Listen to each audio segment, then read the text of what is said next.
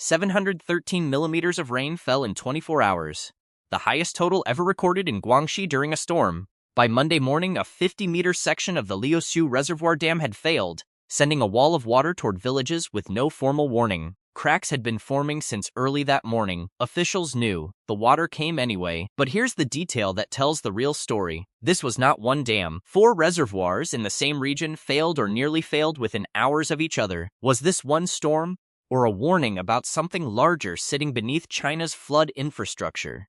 The chain of events began on July 3rd, when Typhoon Mesa, the 10th named storm of the season, made landfall in Hainan before pushing inland toward Guangxi. What followed was not a single burst of rain, but days of sustained, punishing rainfall that built on itself hour after hour. By Saturday morning, Nanning, the regional capital, was already under siege from what officials called extraordinary downpours. In Beiliu County, a rural corner of the region, unofficial gauges recorded 713 millimeters of rain within a single 24-hour window. That number stood out immediately. It is believed to be the highest rainfall total ever recorded in Guangxi during a storm event. The rain did not stop. It accumulated, with nowhere left to go. By Sunday night into Monday morning, 82 monitoring stations across 65 rivers in the region had surged past their warning levels, some by nearly 6 meters. Infrastructure built to absorb a single bad storm was now facing something it had never been tested against. Then came Monday morning, and the failures began. To understand why this event escalated so quickly, it helps to zoom out and look at the terrain itself. Guangxi sits in a river-dense, reservoir-dependent landscape where dozens of dams and catchments are relied upon to hold back seasonal storm surges before they reach populated valleys below. Nanning, home to millions of residents, sits downstream from a network of these structures. Hangzhou, a county-level city under Nanning's jurisdiction, hosts the Liuxiu Reservoir, one of several facilities designed to buffer exactly this kind of rainfall event. Pull back further, and the picture becomes more troubling. This was not an isolated failure in an isolated location. Bingyang County, Yanbao, Sancha, and Zhenjiang were all experiencing structural stress at the same time across the same short window, under the same storm system. A regional network built for redundancy was being tested everywhere at once. The mechanism behind this disaster is straightforward in principle and devastating in practice. Reservoirs are engineered around expected maximum inflow, a calculated ceiling based on historical rainfall data. When actual rainfall exceeds that ceiling by a wide enough margin, water begins to rise faster than a dam can safely release it. That is what happened at the Liuxiu Reservoir. Cracks had been forming in the structure since early Monday morning, the direct result of days of thunderstorms pushing water levels beyond safe operating thresholds. Around 11 a.m., 2 separate sections of the dam gave way, opening a gap roughly 50 meters wide. Once a breach of that size opens, the water does not trickle. It surges, carrying the full pressure of everything held behind it. This is why one dam failure often triggers a cascade. Water released from Liuxiu adds volume to rivers already near their banks, which increases pressure on reservoirs further downstream, which increases the likelihood of overtopping at facilities like Liwang in Bingyang County. Infrastructure designed to work independently ends up interacting under stress, each failure compounding the next.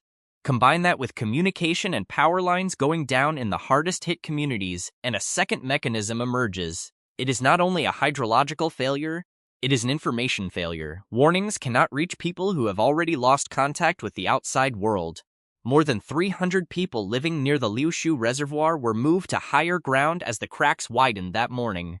Video from the scene captured residents shouting warnings to one another as the water arrived.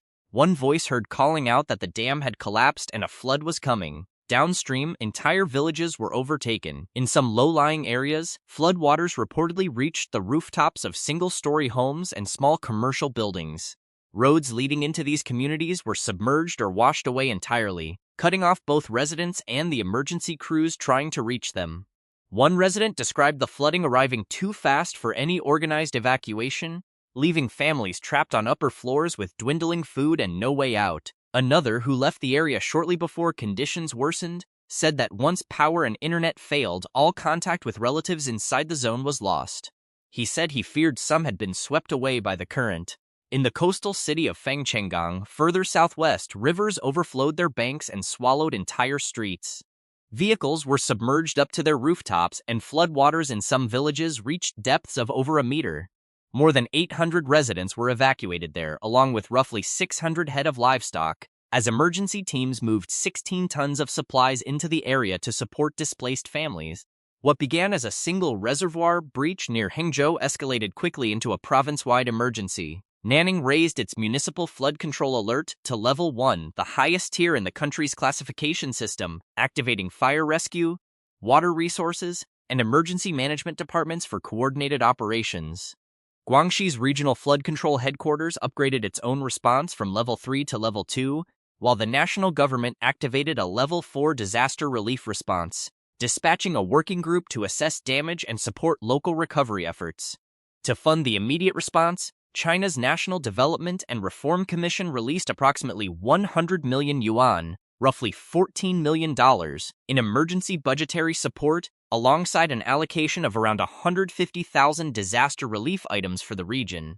According to officials speaking at a briefing on Monday, 2 people have died in the flooding around Nanning, and approximately 55,000 residents have been affected through property damage, displacement, or loss of services.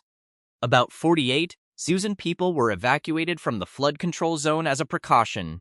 The pressure did not stay contained to Guangxi. In Hubei province, a separate severe storm system triggered flash flooding that has killed 8 people, with 1 additional person still missing.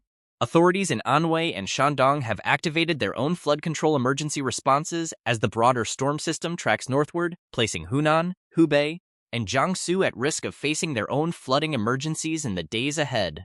By Monday evening, officials reported that floodwaters in some of the hardest-hit areas had begun to recede, a small measure of relief after days of rising water. Early warning systems remain active, however, for villages still considered at risk. Meteorological officials expect heavy rain to continue across Guangxi through at least Wednesday, which means the region's already stressed rivers and damaged reservoir infrastructure will remain under pressure rather than given time to recover. Whether the 4 affected reservoirs can hold through another round of rainfall, or whether further overtopping and structural failure will follow, remains an open variable tied directly to how much additional rain actually falls. Rescue teams across Guangxi remain focused on reaching isolated communities, restoring power and communication lines, and monitoring the damaged reservoirs for any further signs of failure. With rivers still running well above warning levels, the situation across southern China remains fluid, and authorities are urging residents in flood-prone areas to stay alert and follow evacuation orders without delay. How many more reservoirs in the region are holding water they were never designed to withstand? Why did 4 separate structures reach their breaking point within the same narrow window? And if the storm system now moving toward Hunan, Hubei, and Jiangsu meets infrastructure already weakened by this event, what happens next? The rain has not stopped. The rivers have not receded below warning levels. The system is still under pressure, and the story is still unfolding.